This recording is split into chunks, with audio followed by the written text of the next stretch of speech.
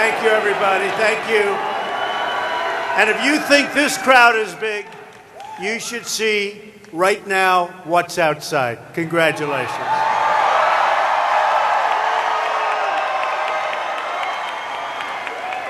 Hello, Pensacola. What a place. Right here on the Emerald Coast, right? The Emerald Coast. In the great state of Florida, where we had a tremendous victory, didn't we? Come on. We are joined by many, many people in the military and great American patriots. Thank you very much. Well, you remember the campaign. I said, let me begin by wishing each and every one of you a very Merry Christmas, right?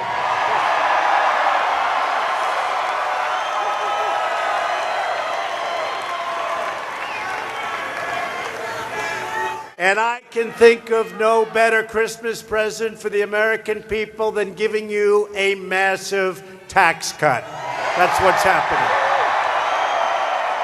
And your Senate and your House, hopefully, very shortly, will have those approvals. Those hands will go up, and you're going to be paying a lot less tax. So congratulations. I hope.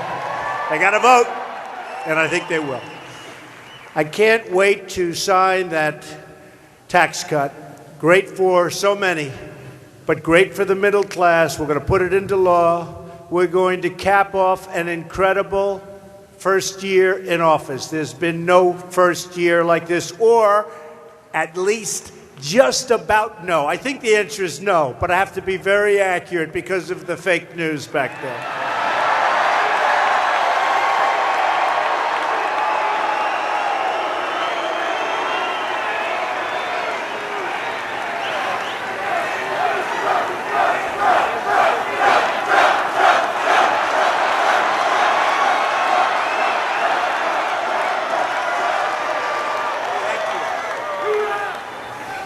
In our campaign for the presidency, we defied the pundits, the politicians, and the special interests because ours was a movement of the people, and it really was. It was a movement of you. It was a movement of the people.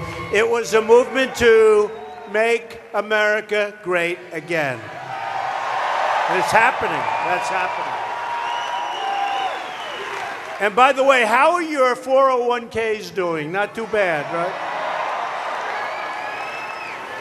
Over the weekend, I was in New York City, and I love to say hello to our folks in uniform, whether it's the military, whether it's law enforcement. And we had people backstage, and I always want to take my time. And a man comes up. He was a police officer in New York City. First time anyone said this to me, he said, Mr. President, I want to thank you. My family thinks I'm a financial genius. My 401k is up 39% in 9 months. I think it's going to be very hard for somebody to beat us in a few years. Can you imagine? Now we're only talking about a few years. All you have to say is, with us it goes up, with them it goes down, and that's the end of the election, right? Everyone's doing well, and it's going to be a lot better. We're going to do better and better. We are going to make our country great again, and we are looking at our country now as America first. America first.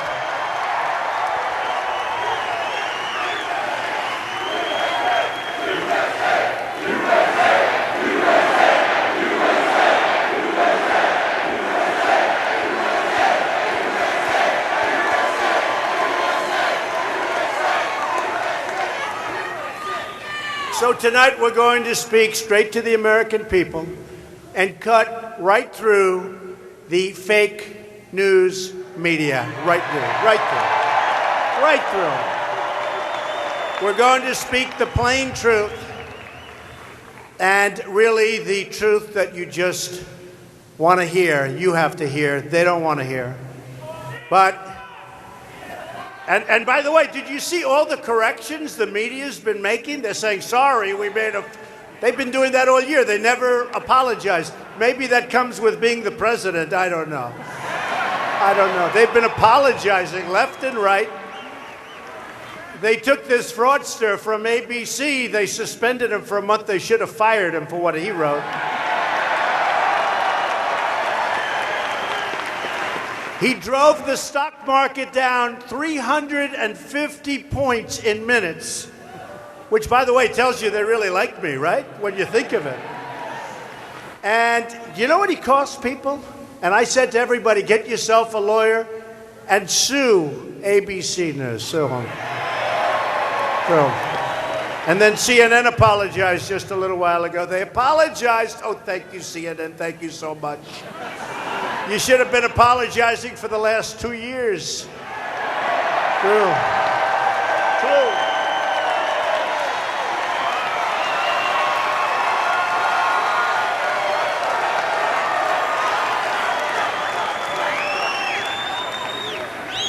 What a group. What a group. But since the election, and they're not going to argue with this, we've created 2.2 million new jobs. Factories are coming back to our country. You know, we have factories pouring back into our country. You ever think you'd hear that? I used to tell you that's going to happen. See, now there's consequences when companies close up their factories, move to another country, make a product and sell it right through. They have consequences now. And by the way, those consequences are getting very steep, and they're going up. There's no more of that stuff. There's no more. In November alone, you saw this today, we added 228,000 jobs. I watched these anchors this morning. They were devastated. Did you say, oh, what's going on? And honestly, we have a long way to go. We're going to do much better than this, and I've been saying it, including another 33,000 new jobs in manufacturing. Where do you hear that, right? Hispanic unemployment is the lowest ever recorded. Any Hispanics here? Any Hispanic? Any Hispanics? You guys were great. Remember, they weren't going to vote for me because I'm going to build the wall, but they want the wall too. They want security.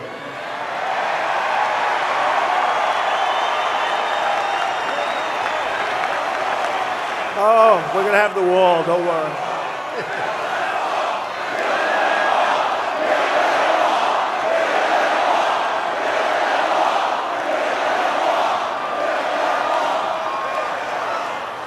No, they want security.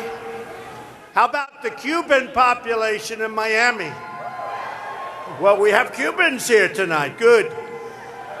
Was the number 86% in favor of Trump? A tremendous percentage. Total unemployment is now at a 17-year low. Think of it. Not bad. Not bad after 10 months.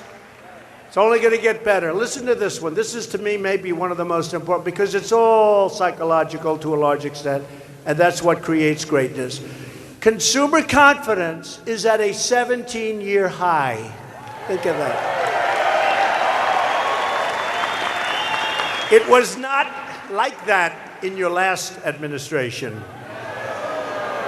Economic growth last quarter surged to 3.3%. You know it. You know where it was, right? When we started, you know where it was? Dingo. 3.3%, and it's going a lot higher. You know, I used to hear you'll never hit 3, you'll never hit 2.5. You figure maybe 2.3, 2.4. If we didn't have the hurricanes last quarter, we would have hit 4%, and everybody back there would have said that's impossible. We had a couple of hurricanes. You heard about it, right? You heard about it? The stock market is hitting an all-time high record for another, and think of this, 86 times since Election Day. 86 times. It hit a record. 86 times. And we're going to keep it going.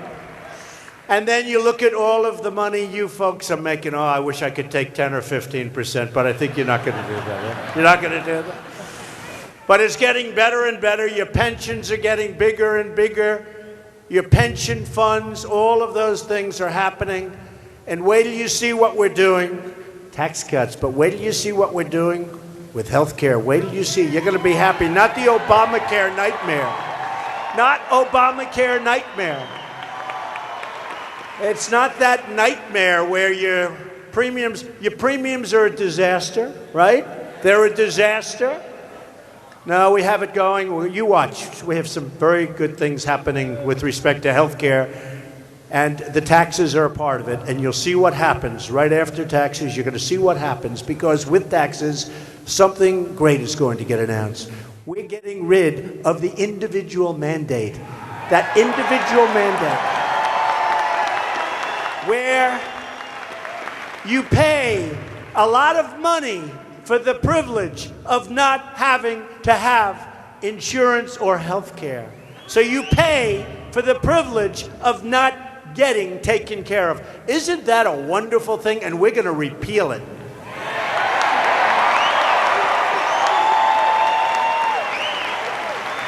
Since the election, we've created more than $5 trillion in new economic wealth just in the stock market alone. We're not including real estate and other values. $5 trillion. And we are finally rebuilding our country, defending our citizens, and fighting for our great American workers.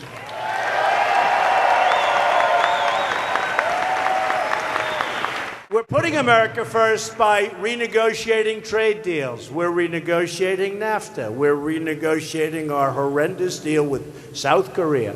I kept you out of the TPP, which would have been a total disaster for you and for everybody else.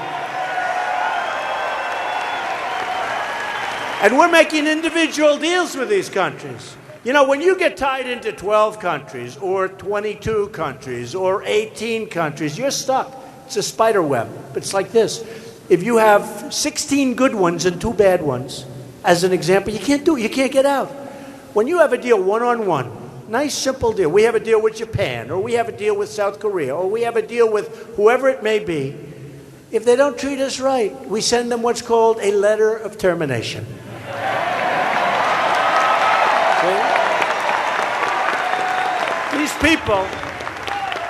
These people always say, oh, they're saying, oh, TPP. Yeah, we're all these countries tied in. You can't terminate. You're tied into all the good ones. Thank you very much. Appreciate it. So you can't do what you have to do. So you send out a letter of termination. You give them a 60-day notice or a 30-day notice or even a 6-month notice. They then come back because we're the big piggy bank that everybody likes robbing. The whole world robs it. So they then come back and they say, can we negotiate? And we make a better deal than we had in the first place, right? But you can't do that when you have many countries tied in. You can't, I call it a spider's web. There's a lot of Washington lobbyists, bureaucrats, politicians who don't want to see things change. They're made a fortune. Areas around Washington, D.C. are the richest areas in this country. You saw it the other night. A list came out. We have 5 areas that are among the richest areas in the country. That's because everybody is making a fortune, and people outside of that area are paying for the money they're making. We're not going to have it. They like things the way they used to be. They don't like it so much now, although I must tell you, they're doing well also. They're doing well also. Their stocks are going up. I don't know if there's anything I can do to prevent it for those people. But they call themselves the resistance. You ever see these signs? Resist, resist.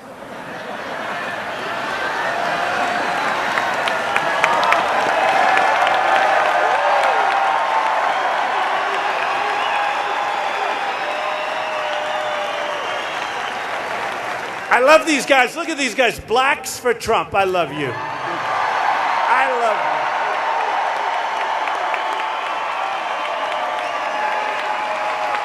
I love you. By the way, now that you bring it up, black home ownership just hit the highest level it's ever been in the history of our country. Congratulations.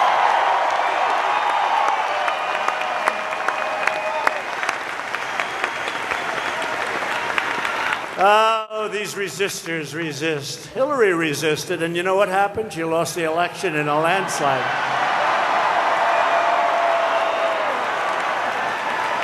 But you know what they're really resisting? They're resisting the will of the American people. That's what they're resisting.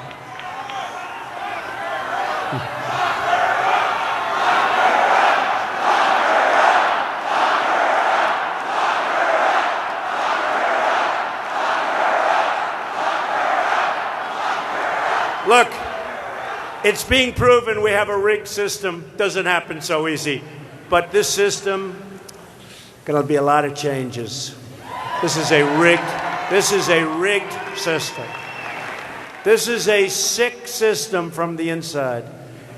And, you know, there's no country like our country, but we have a lot of sickness in some of our institutions. And we're working very hard. We've got a lot of them straightened out, but we really do. We have a rigged system in this country, and we have to change it. Terrible. Terrible. They're resisting progress.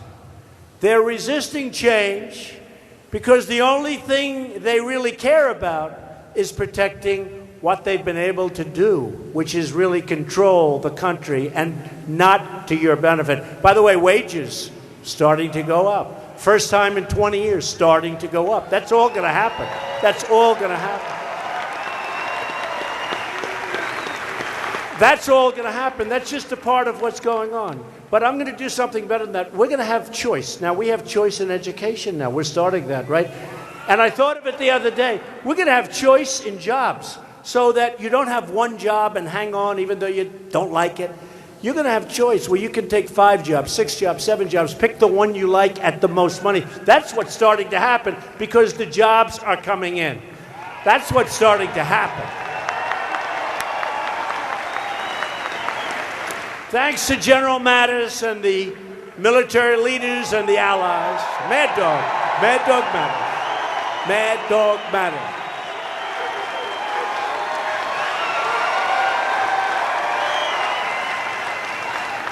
Thanks to Mad Dog Mattis, that we have great military leaders.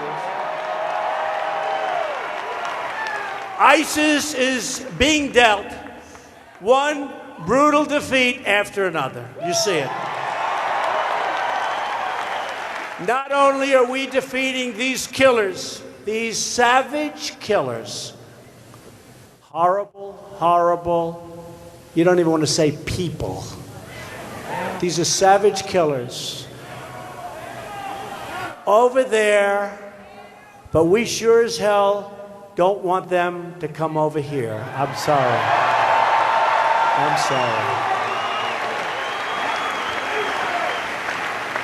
You know, they come back to some countries and they come in. We're making it a very difficult process. We had such weakness. They go out, kill people, then they come back and they go back home to mom and dad. Okay, before they went nutso and start over here. We're making it very difficult. You see what's being happened. We're watching every single one. We have thousands of people right now under surveillance. Slow surveillance. That sounds familiar. That sounds familiar. Remember when I suggested something like that? Everyone said, Trump? Why is he said? Well, it turned out I was right about that one, wasn't I? America is being respected again abroad, and we are taking care of our citizens at home, and we're going to have safety, and we've got a lot more now. We're getting rid of the MS-13 animals. We're going to have safety again. Because America is more than just a place on a map. America is a nation. America is a family. America is ours to love and to cherish and to protect and to take care of, and that's what we're doing. We're going to take care of this country for our children and our grandchildren and our great-grandchildren, and we're not going to let people come into our country who are going to destroy our country.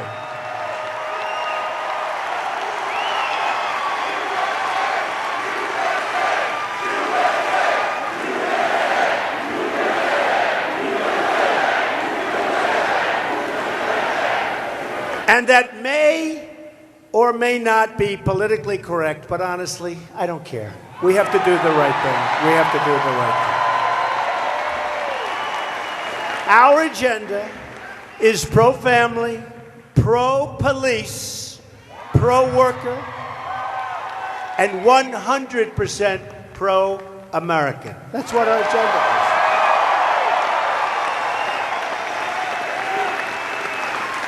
That's why I recently withdrew the United States from the United Nations plan for global governance of immigration and refugee policy. No borders. It's a no borders plan.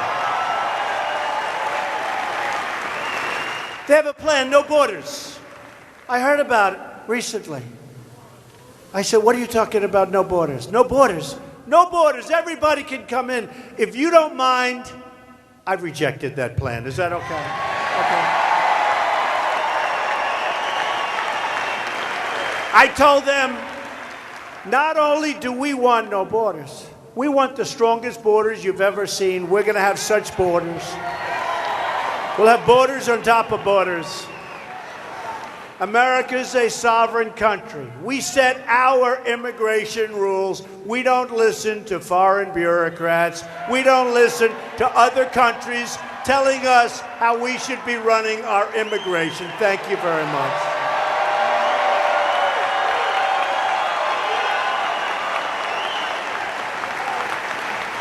We're also getting smart and tough on trade. I've been talking about this for a long time. It's one of the reasons I'm here.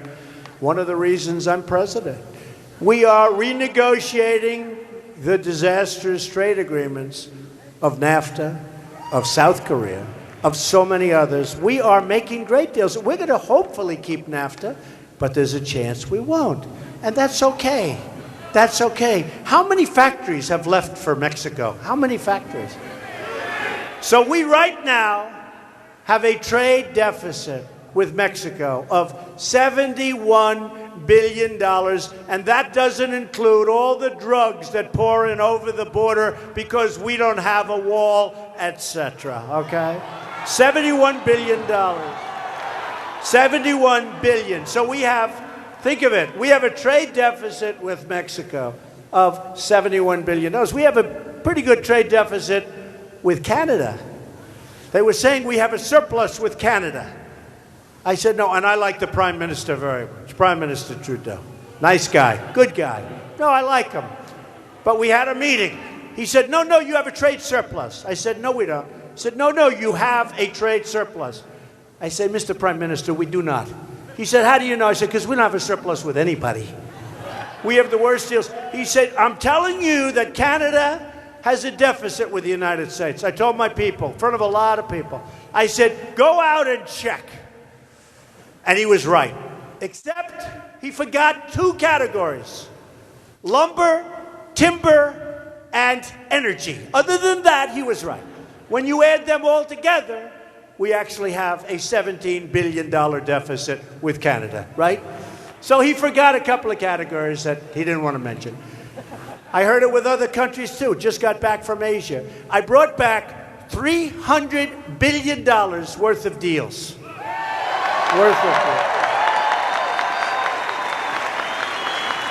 And that number is going to go a lot higher. And these are numbers that are going to produce a lot of jobs in our country, and that's what we have to be doing. We are going to end the theft of American intellectual property, crack down on China's trade abuses, and confront countries that cheat, of which many of them are in that category, sadly. We will buy back our country. We will take back our country. We will make those great trade deals, and we will have unbelievable amounts of jobs created and factories created.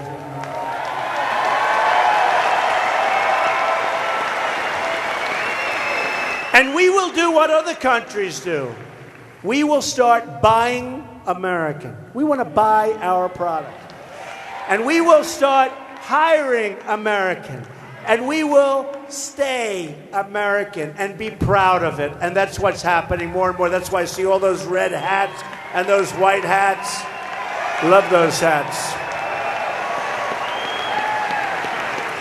That is why one of my very first acts as president was to withdraw the United States from the job-killing Trans-Pacific Partnership. Had to do it.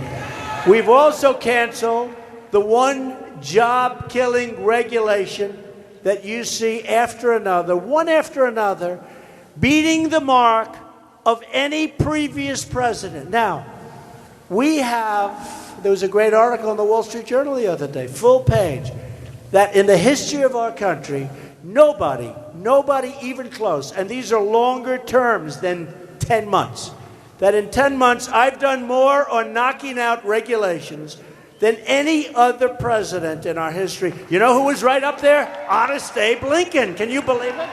He was a regulation cutter. Can you believe it? Abe Lincoln was a regulation cutter. Who would have known that? I said, you mean I beat Abraham Lincoln? That's pretty good for 10 months. I don't know if regulation sounds so glamorous, but I can tell you it's very important. But we have a lot of others. We have statutory requirements where you have to give a 90-day notice, then another 90-day notice, then you have a cooling off period, then you have to give a 30-day notice before. They're all in the works. And you're going to see a lot more cutting of regulation. But we've done more than any other president, and it's not even close. And we haven't even started.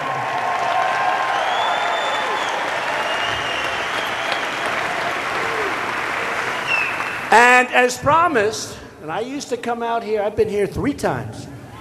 I love it. I just keep coming back. I just keep coming back. Oh, boy, oh, boy. I'll tell you, when we were doing well during that beautiful election night, when we were doing well all over Florida, I said, was the Pensacola area included yet? And they said, no. I said, guess what? We just won that election.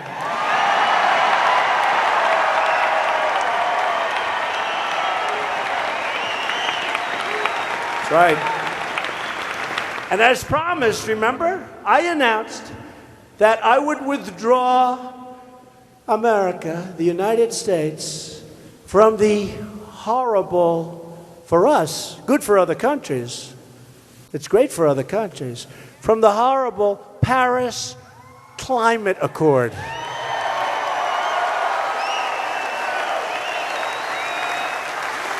Cost us a fortune. So China doesn't start till around 2030, I think.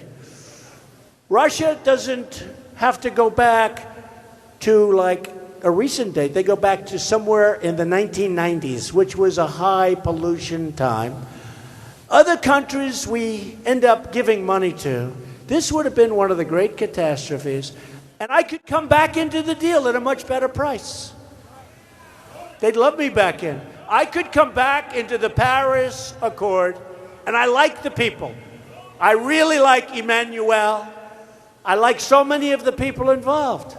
But I could come back. It's like, I don't get it. I don't see it. I want clean air. I want crystal clear and clean water. I want things that they won't have. And I don't want to pay the kind of numbers that you're talking about. If we stayed with those numbers, we would have had to close factories and businesses in order to qualify by 2025. Can you imagine, ladies and gentlemen, we're violating the accord. In the meantime, some of those countries are spewing stuff out that you wouldn't believe. And we would be closing up. Now, we could maybe change the deal. But then we'd get sued by all the groups that sue. You know, in China, they don't sue China. Nobody sues. With us, they sue. I approved, immediately after we took office, the Keystone XL and Dakota Access Pipeline. Right? 48,000 jobs. We've lifted the restrictions on American energy, including shale, oil, natural gas, and clean, beautiful coal, of which we have 1,000 years of supply. And we're putting miners back to work. Did you see West Virginia? I love West Virginia. West Virginia. I love West Virginia. So West Virginia, people were saying, oh, trouble. Coal will never come back. In the meantime, they're buying it in Vietnam from us. The president of Vietnam said that is the finest coal we've ever purchased. They're buying it from us. So West Virginia, the numbers just out. Great governor of West Virginia. Numbers just come out. West Virginia had the biggest percentage increase in GDP of any state in our union except for Texas. It was second. How's that? How's that?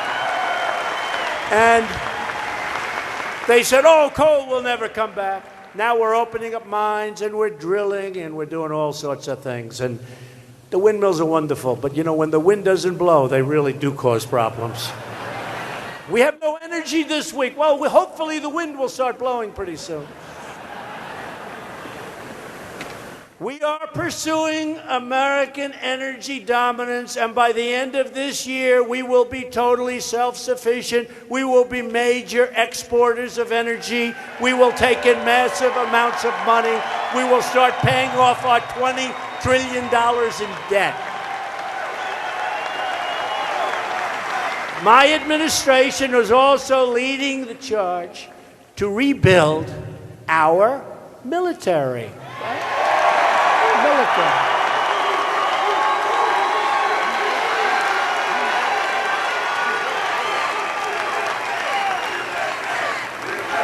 We're supporting our troops and their wonderful military families, including those right here in the cradle of naval aviation.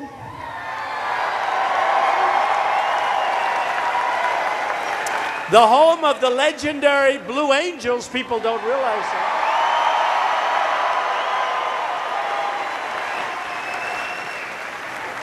By the way, can those people fly or what?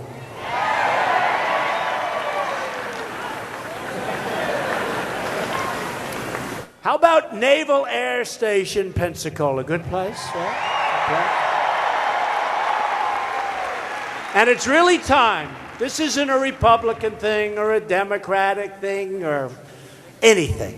It's time for Democrats in Congress to drop the threats of shutdowns of government and support a clean appropriations bill that fully supports and funds our military.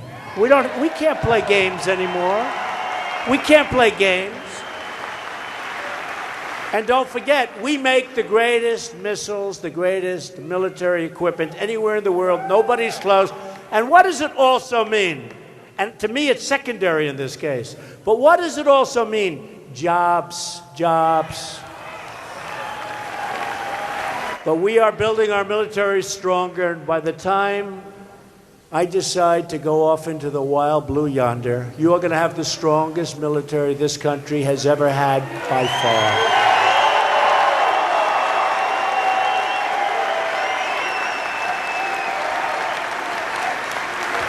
It's wrong and dangerous for congressional Democrats to hold troop funding hostage for amnesty, letting people pour into our country. We don't know who they are. We don't know where they come from. You saw what happened with beautiful Kate Steinle. This guy, he said he didn't know it was a gun. Oh, he didn't know. Oh, he didn't know. He didn't know it was a gun. That's his new line. Do you notice the federal government came in and brought another suit against him, right? We'll come in. That was a total miscarriage of justice. He didn't know it was a gun. The real changes that we're facing are the drugs and the gangs pouring into our country, the millions of people overstaying their visas, chain migration that costs taxpayers billions and billions of dollars, and sanctuary cities that set free violent criminal aliens all over our country and protect them.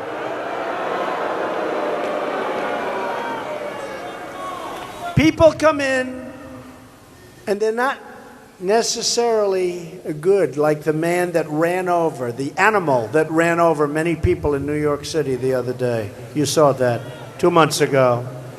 He runs over people, goes on a beautiful, I know it so well, the West Side Highway. I know it so well. So beautiful. People running, jogging, trying to get in shape. He killed many people, ran them over. Chain migration. According to chain migration, he may have as many as 22 to 24 people that came in with him. His grandfather, his grandmother, his mother, his father, his brothers, his sisters. We have to end chain migration. We have to end chain migration. I mean, you go to Kate, who was such a beautiful young American woman, killed on a pier in San Francisco in the prime of her life. She was killed by this guy, an illegal alien who had been deported 5 times and convicted 7 times of felonies. And I guess they weren't allowed to mention this in court. They weren't allowed to mention. Don't worry, we're right in there. But he was roaming free to threaten innocent Americans like Kate because of our porous borders and because San Francisco is a sanctuary city. In other words, a city run by politicians who would rather protect criminal aliens than American citizens. I mean, let me give you another example. The city of Chicago. What the hell is going on in Chicago?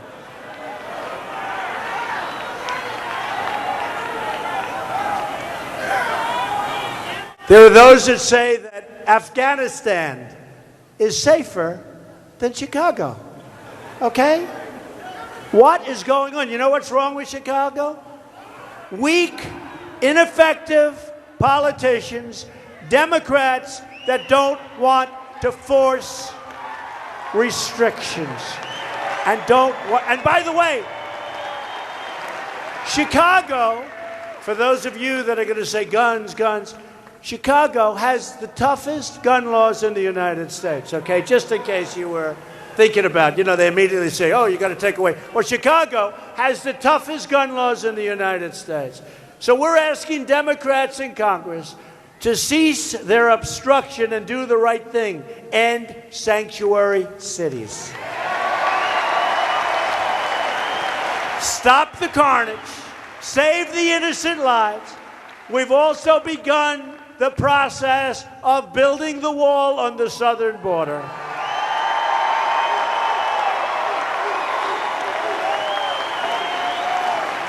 And we are empowering our immigration officers to do their job, and they're doing a great job. ICE and Border Patrol agents are working so hard, and they endorsed us for the election. I say us because it's really not me. It's us all together. It's us. It's us. We're a group, a big group, a big, beautiful group. I'll tell you, all you have to do is look around here.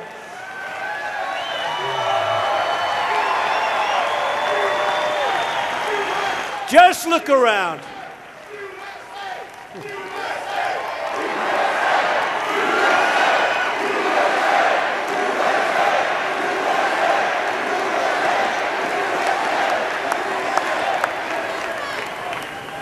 I just said, just look around, and the first thing I see is that big, beautiful Merry Christmas sign. I mean, can you believe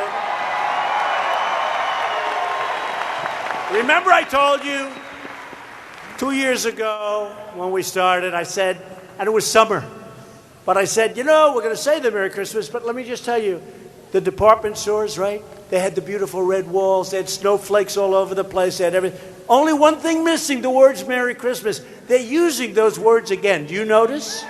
They're using those words again.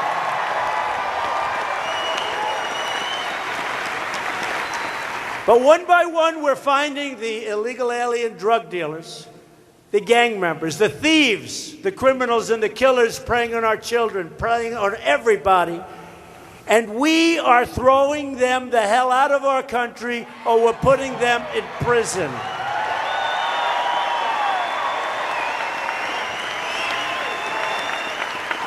And because our borders now are strong as they should be, and they're going to get much stronger, we will not let these people back in. It's time for Congress to adopt a pro-American immigration agenda. Every member of Congress should be asked where they stand on these issues. Blocking funds to sanctuary cities. I don't want to give sanctuary cities money. Passing case law to put repeat offenders behind bars for a long period of time. Increasing the number of ICE officers, who are fantastic, and Border Patrol officers, so we can dismantle vile criminal gangs like, as I said, MS-13 animals. Ensuring that new immigrants to our country are financially self-sufficient and will not be on welfare the day they come in.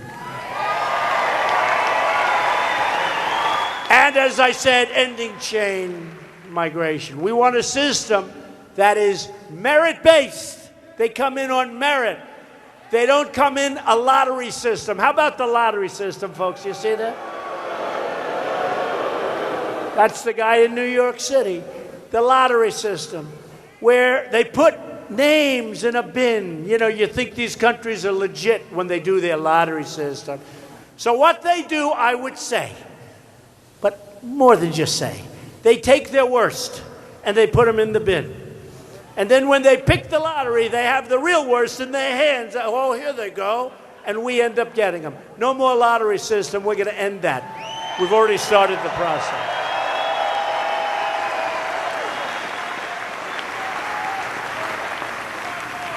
We want people coming into our country who love our people, support our economy, and embrace our values. It's time to get our priorities straight. This guy's screaming, "We want Roy Moore." He's right.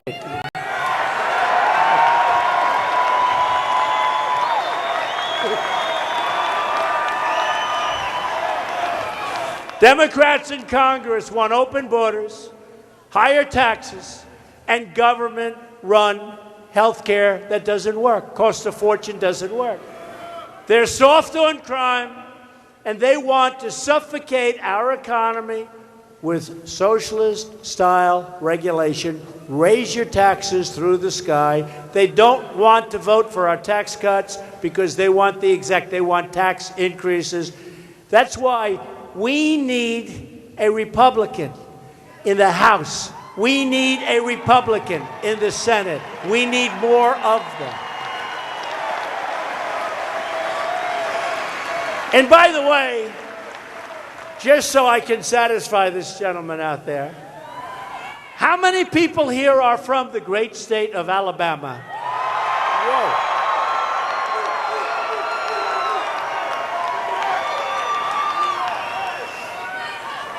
Well, I have to say this. Look, we have to be fair. So did you see what happened today? You know the yearbook? Did you see that? There was a little mistake made. She started writing things in the yearbook. What are we going to do? Gloria Allred, anytime you see her, you know something's going wrong. We cannot afford, this country, the future of this country, cannot afford to lose a seat in the very, very close United States Senate. We can't afford it, folks. We can't.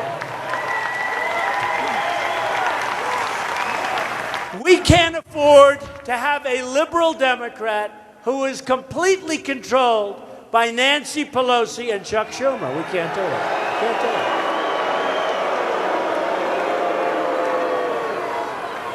His name is Jones, and he's their total puppet, and everybody knows it. He will never, ever vote for us. We need somebody in that Senate seat who will vote for our Make America Great Again agenda, which involves tough on crime, strong on borders, strong on immigration. We want great people coming into our country, building the wall, strengthening our military, continuing our great fight for our veterans. I love our veterans.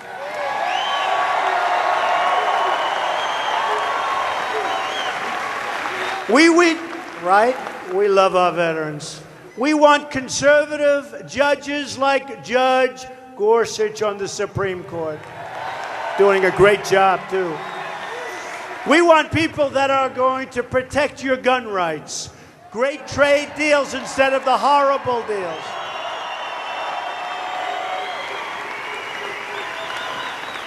And we want jobs, jobs, jobs.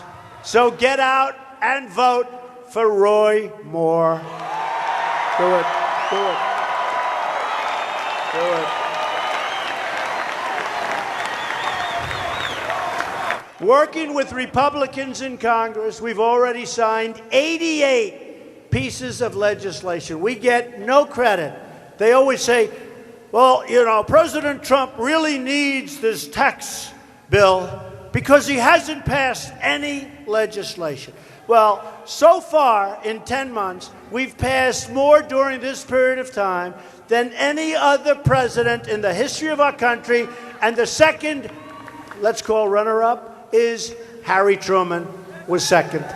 So we passed all of this, including the long-awaited Veterans Accountability Act. You know what that is, right? David Shulkin, our secretary, has done a great job. The VA was a mess. So many parts of our country. Hey, they left me with North Korea. They left me with a mess in the Middle East. They left me with Afghanistan, which was a disaster. We'll make a lot of progress in Afghanistan, just like we have with getting ISIS out of Iraq, getting ISIS out of Syria, knocking the hell out of them. They left me with a mess. But we're cleaning up the mess. We're cleaning it up. And with time, we'll have it spinning like a top. For decades, veterans have asked for a law to hold corrupt and incompetent employees at the VA accountable. But it never happened. Then we got it done. This piece of legislation, for decades, they've wanted. You couldn't fire anybody at the VA if they were sadists, if they were horrible people, if they wouldn't show up to work, you couldn't fire anybody. Now, we look at them, they're no good, we say, you're fired, get out of here.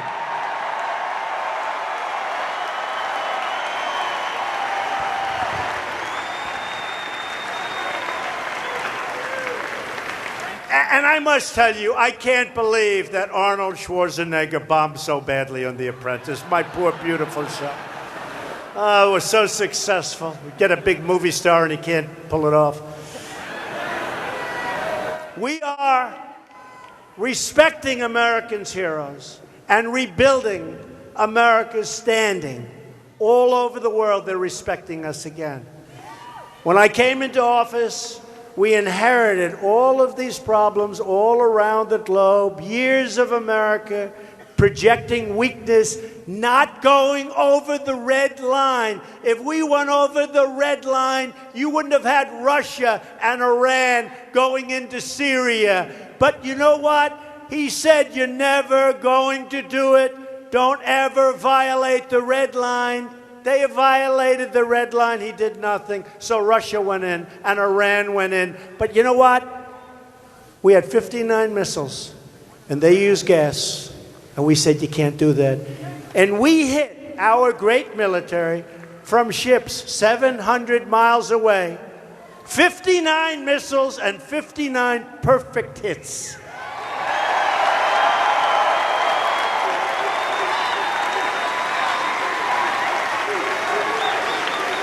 And we've stopped apologizing for America, and we have started defending the reputation of the United States, finally.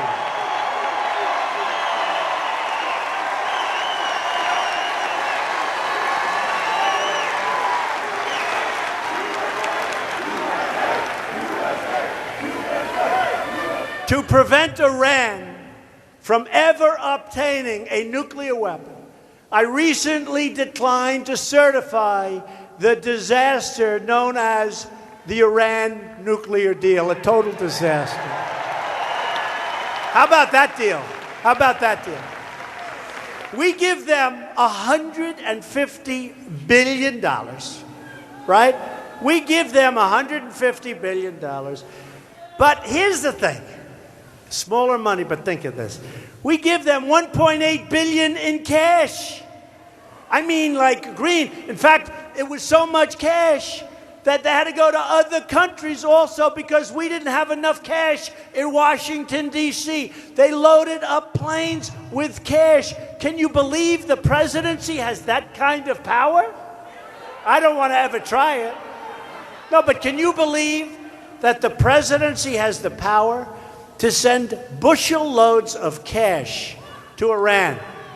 Probably for hostages. Probably $1.8 billion, probably for hostages. So sad. We don't do that. We don't do that anymore. As part of a campaign of maximum pressure on the vile dictatorship of North Korea, we have imposed the toughest ever sanctions passed by the United Nations Security Council. And we have a lot of other sanctions. But, I don't know that sanctions are going to work with him. We got to give it a shot. We'll see. Who knows? I just tell you, folks, you're in good hands. That's all I can say. That's all I can say. And I've strengthened our relationships with America's allies and asked other NATO members to pay their fair share. And now the money is pouring in. The money is pouring in. Remember I went to NATO a year ago? And these fake people back here, they were saying, Donald Trump's performance at NATO was unacceptable. You know why? You know why they said it? Because I told the people of NATO, standing right behind me while they were standing behind me, they've been delinquent. They haven't been paying. I said, you got to pay. You got to pay. You got to pay. And now they've taken in because of that. And I guess I implied if you don't pay, we're out of there, right? And I took more heat from the press. They said, Donald Trump was rude to our allies. Well, they're rude to us when they don't pay. Right? They're rude to us. So we'll have a nation that doesn't pay. Then the nation gets frisky with whoever. Russia. So we have a nation doesn't pay. The nation gets aggressive. We end up in World War III for somebody that doesn't even pay. You think they think we're geniuses? So here's what's happened. In the last short period of time, Stoltenberg, who's the head of NATO, he's my biggest fan in the whole world because he couldn't get anybody to pay. We've taken in $11 billion extra, and going into 2020 or 2021, we will have taken in $33 billion extra, and they aren't even doing what they should be doing, just so you understand. It's terrible, the way our country has been disrespected, but we will be disrespected no longer, okay?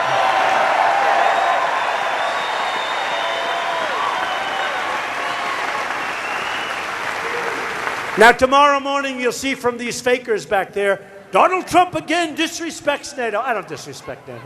I think NATO's wonderful. But you know what? We're paying for 80% of NATO. Could be higher. They say 72%. So we're paying for 80% of NATO. Now, I can only tell you one thing. It helps them a hell of a lot more than it helps us. Okay? And they should pay. Germany's paying 1%. We're paying 4%. Explain that one to me, right? And Germany has unsustainable cash flow. I read a report. Their cash flow is unsustainable. So I said to Angela, Angela, send a little of that cash flow our way. And she said, but Donald, because we're protecting them. We have 40,000 soldiers in Germany. Nobody even knows that. I said, Angela, let us have some. She said, Donald, the German people wouldn't be happy with that. I said, well, you know what? The American people aren't happy with the way we have it now. Okay? The American people aren't happy. And at home, we're restoring the rule of law. We're interpreting the Constitution, as written, defending the Second Amendment, you'll keep your guns, and protecting religious liberty. We are protecting religious liberty, and we're getting rid of the Johnson Amendment. We've stopped the government's attacks on our Judeo-Christian values. Because we know that families and churches, not government officials, know best how to create a strong and loving community. We know that. Getting rid of the Johnson Amendment, study that up. That's a big thing. That's a big thing. A lot of people are very, very happy about that. We know that parents, not bureaucrats, know best how to raise their children and to nurture their children. And above all else, we know this: America doesn't worship government. We worship God.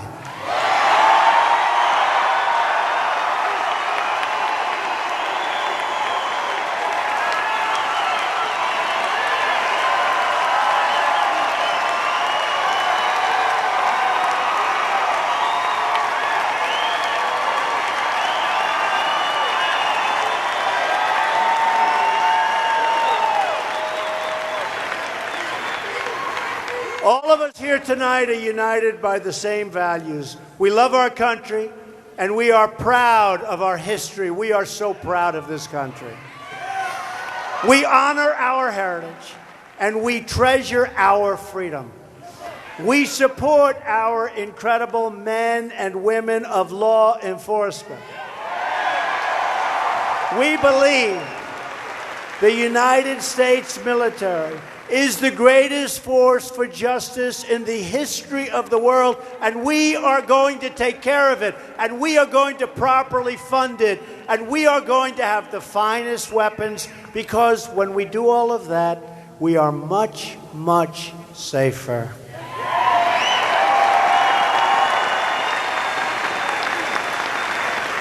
And far less likely to have to use them. It's amazing how that works, isn't it?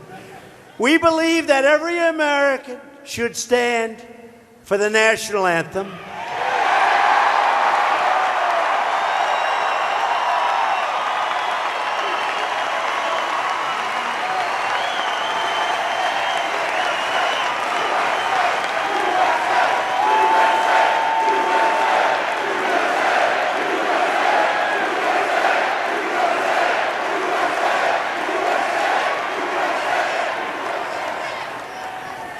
And we proudly pledge allegiance to one nation under God. Our rights come from our Creator, and no earthly force can ever take those rights away, and they never will.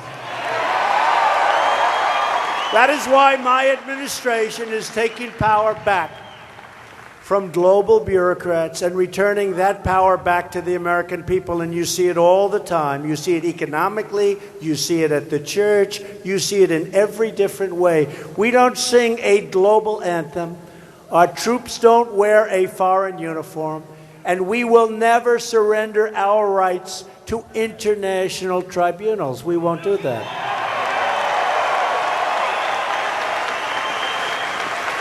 We proudly sing the Star-Spangled Banner. Our brave troops fight and die for the red, white, and blue, and we protect and preserve the American Constitution that we cherish.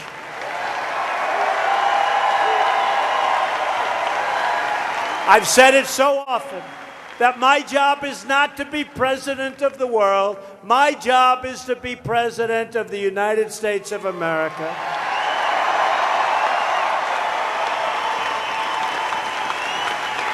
Yet there are powerful forces in Washington trying to sabotage our movement. These are bad people. These are very, very bad and evil people. They know who they are. These are the people who made their money, their names, their careers, their power off the corrupt and broken system, and they liked it the other way. So they will do anything at any time, and they'll never stop. But you know what? We're stopping them. You're seeing that right now. You're seeing that right now. We're stopping them. It's corrupt, it's rigged, and we're stopping them. They will lie and leak and smear because they don't want to accept the results of an election where we won by a landslide.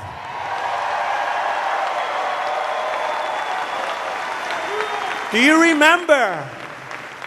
There is no way for Donald Trump to get 270. We heard that for week after week. What they're doing is the fake news. It's called suppression. Just like they give the fake polls. I call it fake news, fake polls. A poll came out today on CNN, such a fake. A poll came out. They'll have to apologize for that one. Another one came out that was through the roof, but it wasn't on CNN. But I will tell you, look, we need honesty. We need some love in the country. I'd love to bring both sides together if that's possible. There's a lot of hatred out there, but I would love to be able to bring both sides together.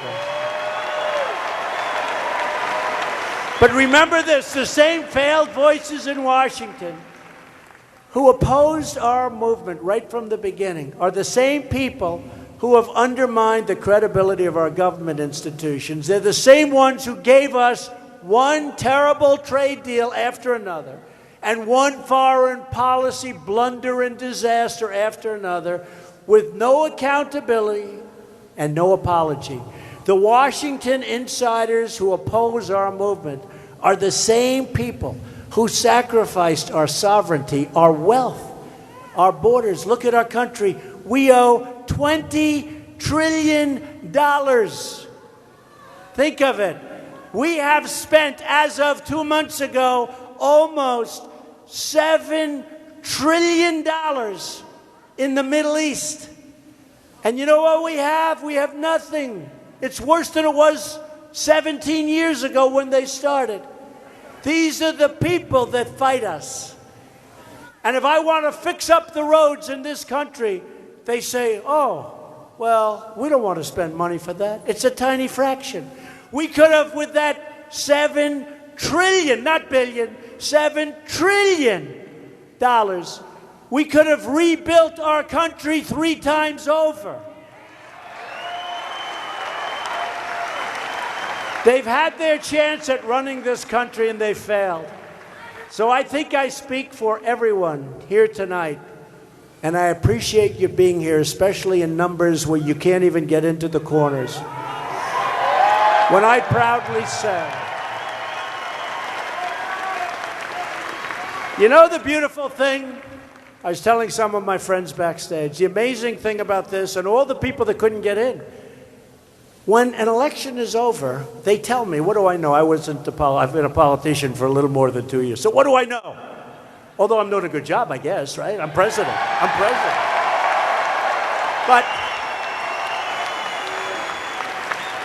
But it's sort of incredible. You look at everybody, you see everybody, you see the love in the room, and you see what's going on with everything.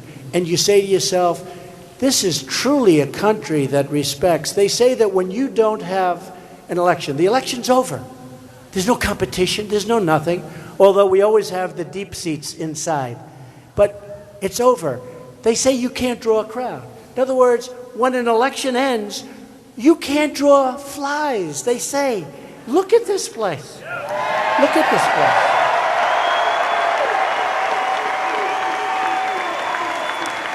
I'll never forget on the trail I'd go, we'd have 20,000, 25,000. We went to Mobile, Alabama. We had 49,000 people.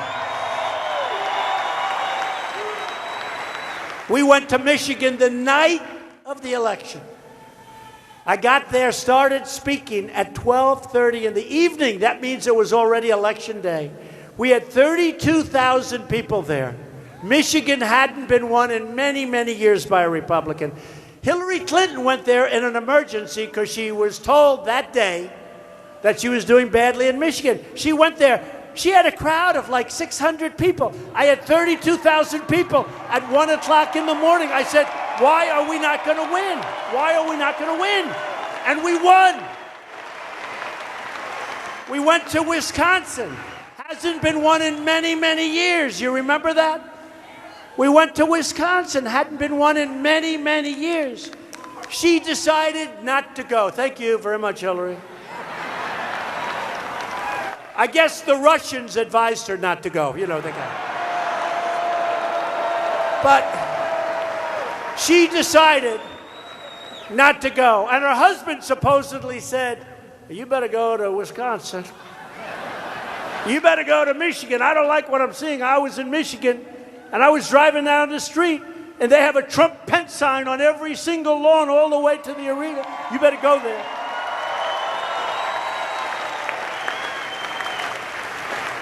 And she said, no, my bunch of dummies, a bunch of dummies. You know, I don't get credit for one thing. It always bothered me. I spent a tiny fraction of what she spent and we won. You know, in the old days, if you spend less and you win, that's a good thing. Over here, you don't get any credit for it. We spent 25 or 30%. She was at, what number? 2.2 billion, I understand. 2.2 billion. Do you think those consultants made a couple of bucks on that election? Didn't she spend 12.4 million on a dossier that was a total phony, right? 12.4 million? Boy. So we spent a tiny fraction, think of it, a tiny fraction of the money, and we won. But we won because of people like you. Because of people like you. And I'll tell you what, if the Democrats had won that election, instead of being up 39 points in your 401ks, you'd be down 50% from Election Day, I'm telling you, because it was ready to go down the tubes. I will tell you that. Thank you, man. So we don't need the advice from the Washington swamp. We need to drain the swamp, and we're going to do it, and we are doing it. That's why I don't really care about all the bitter attacks, all the phony stuff going on. Big media, special interests, phonies all. They're not here to protect you. They are only here to preserve and to protect themselves. And you're finding that out. I had a great life before I did this. Oh, think of where I'd be right now if I didn't do this. I'd be very happy, believe me. But I wanted to do it, and I wanted to give back, and I saw what was happening, and I've always been good at doing the money thing. I saw what was happening to our country, and it wasn't good. It wasn't good.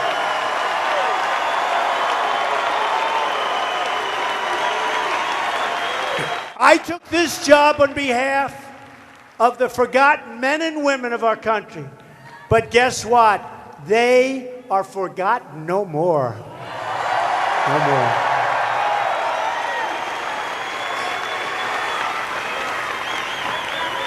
People came out of areas, you know, they didn't think you existed. You know that, right? Remember? And you remember the word deplorable? How brilliant was that? I was watching her with that speech, and she was reading a teleprompter yet. And she said, deplorables. And I said, huh. That's not nice. She's talking about a lot of people. Little did I know I was right. That thing blew up. That was one of the reasons she lost. And now we're all proud deplorables. We're proud deplorables. Very proud. Your voice will never, ever be ignored again. They're all going to be coming after you for every election from now on in this country. You will never be ignored again. Your dreams are my dreams. Your hopes are my hopes. And your future is what I'm fighting for each and every day.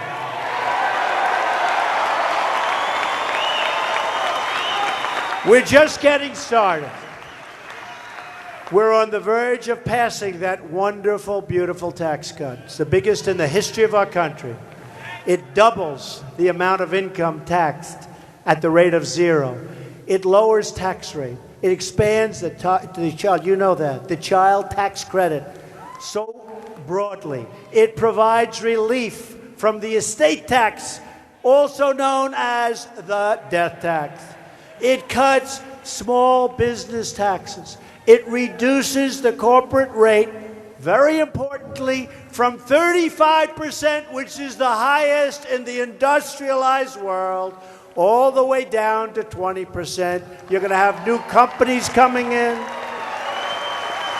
You're going to have jobs, jobs, jobs. And it brings corporate money from overseas back where it belongs. And we're talking about possibly in excess of $4 trillion that we can finally bring back. The typical family of 4 earning $75,000 will see an income tax cut of up to $2,000, cutting their tax bill in half. People don't know it, and they don't want to report it. These people don't want to report it. Our business tax cut is expected to raise annual income for the typical household by more than $4,000. They don't want to tell you that. They don't want to tell you that. Fake news. Our plan means more companies will move to America, stay in America, and hire in America. We want every American to know the dignity of work, the pride of a paycheck, and the satisfaction of a job well done.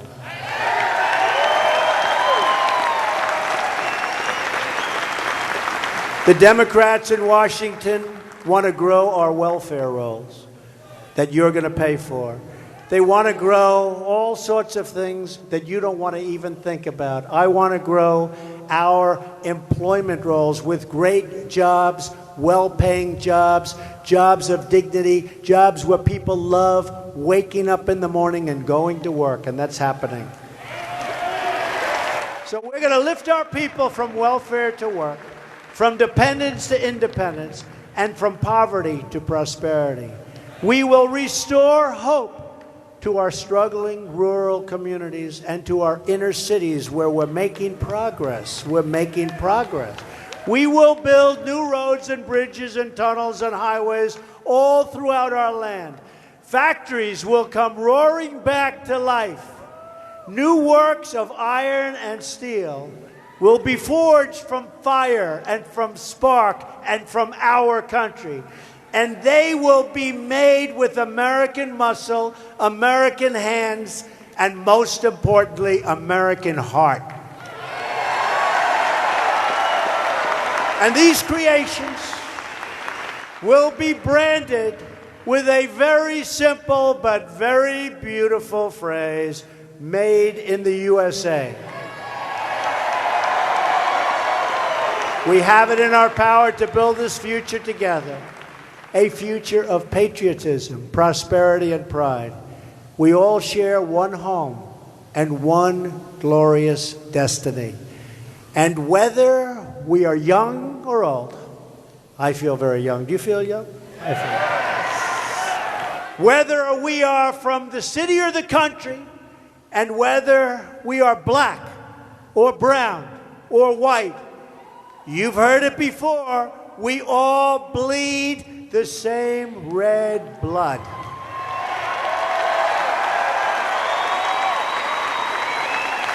We all salute the same great American flag. And we are all made by the same Almighty God.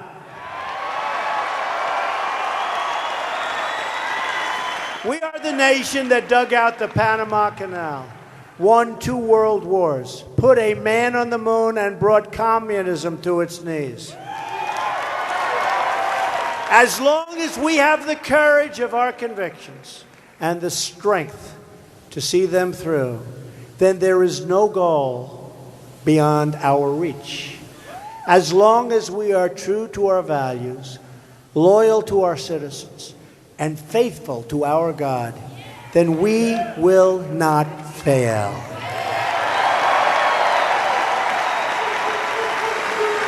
This is your land. This is your home. And it's your voice that matters the most. So speak up, be heard, and fight, fight, fight for the change you've been waiting for your entire life, for the change that you already see happening. Our revolution didn't end on November 8th. That was just the beginning.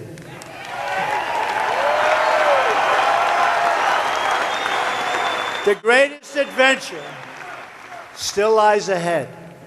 Never give in, never give up, never back down, and never, ever stop dreaming.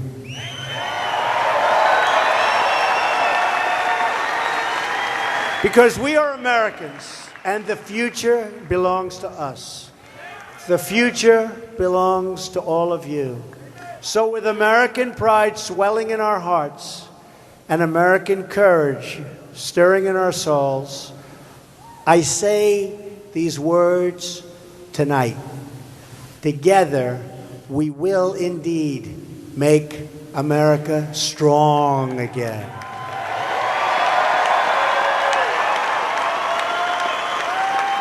We will make America proud again.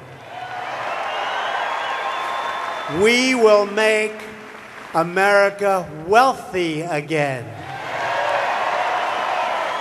We will make America safe again. And put it all together, and what do we have? We will make America great again. Thank you. God bless you. God bless America. Thank you, everybody.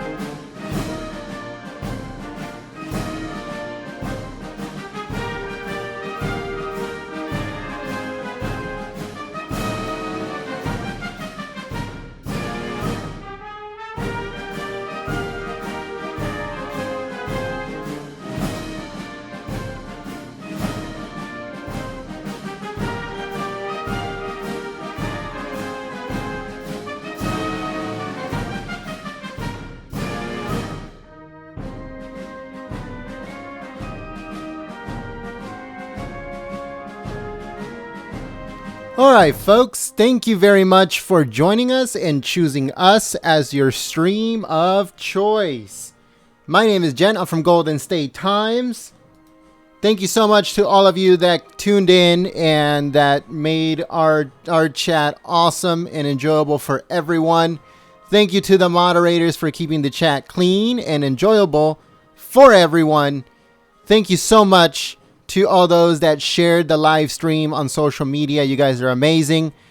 And yeah, folks, thank you so much to all the sponsors that we have gotten in the last few hours. So you guys are amazing. And we like to thank you so much. If you don't know what's going on, we're getting demonetized on YouTube massively. So we need your help to stay on the air. And the way that we're doing it is by getting sponsors, which is not sponsors that you will see on TV, like, you know, Coca-Cola or anything like that. We're getting sponsors like you, the American people. So thank you so much to those that have sponsored our channel by going on our website at goldenstatetimes.com and, you know, becoming a sponsor on there. If you don't know how to do that, let me show you guys real quick how you can become a sponsor here on our channel. So I will be putting it up on the screen in just a second. Give me 1 second here while I fix this. Okay, so the way to become a sponsor, you can go to our website at goldenstatetimes.com, and then it'll take you to our website. We do actually have a website for those that don't know. And all you have to do is over here where it says please contribute below to keep us on the air. You can contribute $1 monthly, $5 monthly, or $10 monthly. It's up to you. And all you have to do is just subscribe, and then you guys are helping us stay on the air. YouTube keeps demonetizing us on a massive, massive scale. And this is the only way that we can stay alive in these times of being demonetized. We have to actually be censoring ourselves and not covering certain news because of being demonetized. If we can't cover ISIS, we can't cover North Korea, we can't cover Kim Jong-un, we can't cover Iran, we can't cover Roy Moore, we can't cover anything because YouTube just demonetizes. And we don't want to have to worry about that, but we do because we get our money from ads. So that's what's going on right now on YouTube, folks. And I know that a lot of people, probably a lot of creators that you guys watch on YouTube has been saying the same exact thing. But us, every single time we upload a new live stream, every single time we upload a new video, all that stuff gets demonetized.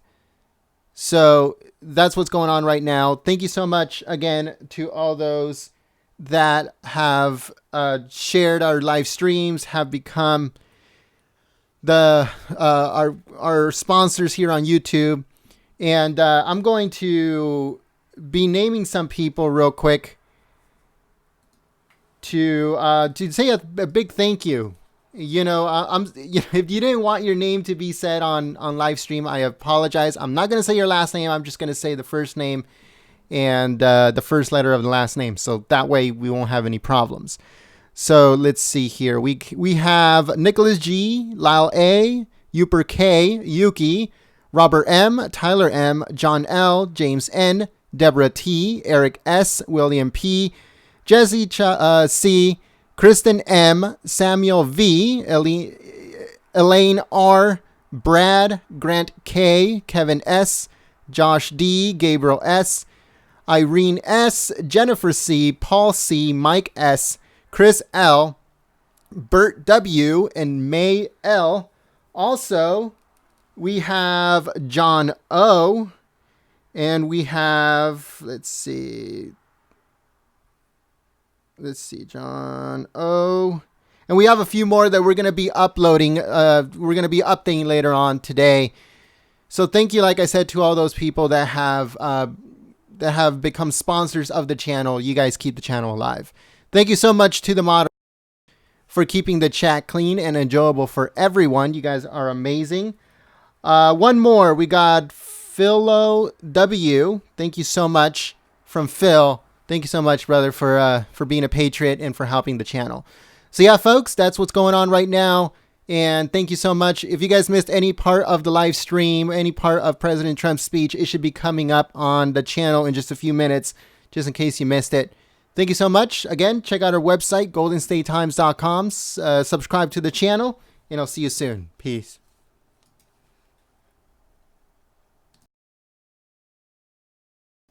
Also, thank you so much to all the people that use Super Chat as a way of contributing to the channel. That helps out immensely too. Super Chat, it goes through YouTube and it gets to us.